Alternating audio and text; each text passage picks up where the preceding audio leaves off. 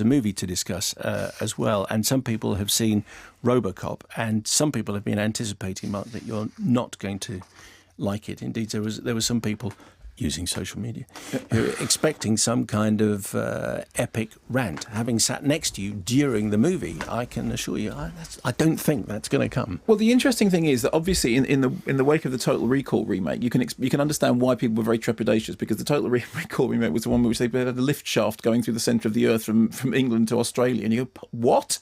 How has that happened? And it was one of those things. You think, why are we seeing a remake of this? What possible purpose does it serve? And when you start going near something like Robocop, which is something of a sacred cow, because the first Robocop meant such a lot. I remember interviewing Paul Verhoeven years and years ago, talking about when he first read the Robocop script. He said he wasn't crazy about it at first. He didn't want to do it, and it was his partner who said, actually, no, you're missing it. It's not about robots. It's about the bloke inside the robot. And he then talked about that moment when the guy says, "What's your name, son?" and the whole crowd shouts Murphy, and he suddenly and Verhoeven said that was his way into it. And then all of a sudden, Verhoeven stuff is very satirical. It has all the kind of the politics, the sort of fascist stuff that then comes out later in Starship Troopers. So the Verhoeven version is really good and still stands up. So I went in to see this, very trepidatious, also because there'd been all these stories. Darren Aronofsky was going to do it. It was confirmed back in 2008, and then Darren Aronofsky wasn't going to do it anymore. And then they brought in Jose Badilla to do it. And then there was all these stories that when he was on set, he was having the fights with the producers, and he was quoted as saying, "Somebody, for every one idea I have, they throw out 9. So all the elements are there for it to be really bad and for it to trample upon something which I really like. Interesting to report, therefore, that actually it's far less bad than you expect. And I know that sounds like damning with faint praise, but the fact is, when you consider what this could have been like, it's really nothing like that bad at all. And the key thing is, firstly, the political satire. I know some people have said it isn't. The political satire is still there. And also the central theme of man versus machine, about how much of the man do you take away before he ceases to be a man, ceases to be a machine. There's this recurrent thing all the way through about the Tin Man. I wish I had a heart. This becomes this kind of recurrent taunt about whether or not he is still human. Well, all that stuff that was in the original is in there in the remake.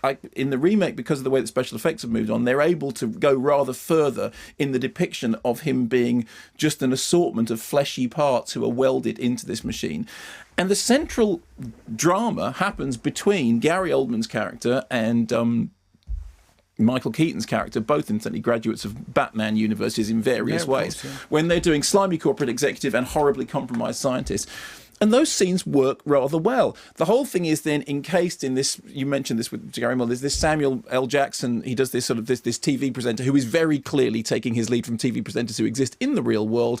No names, no pack drill. And this is replacing in the original movie, because they had lots of kind of big ads, didn't they? Corporate ads the in infomercials, yeah. So this is instead of that. Well, essentially, I think most of what's in the original movie is actually still existent in this remake. Now, the question of it's not groundbreaking. It doesn't do much else. I mean, it does update it in terms of now you live in a world in which the idea of drones is a very, very sort of, we all know about drones. We all know about the use of drones in warfare. We're all familiar with those arguments. And also, we now all live in a world in which automated responses to everything are far more of a reality than they were when the first Robocop was made. So in that first thing about you have 3 seconds to comply, now we all live in a world in which, you ring anything up, you want to do anything on your bank, and you basically have got 3 seconds. I think he says that Robocop says at once that you got 2 seconds to decide or something. Yes, so your 30 seconds has disappeared somewhat in the exactly. remake. So I went into it thinking, what are they going to do? They're going to trample all over something. They're going to take something that was satirical and smart, and they're going to turn it inside out, and they're going to make it hollow, and they're going to do flashier CGI. And we've heard all these bad stories.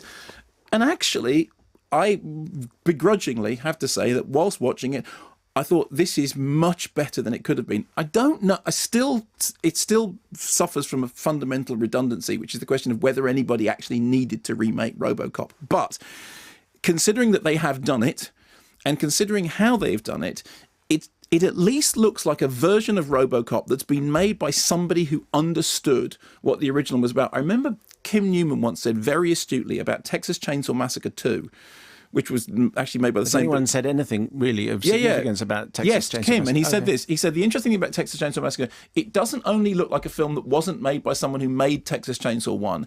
It looks like it's made by someone who hasn't even seen Texas Chainsaw 1.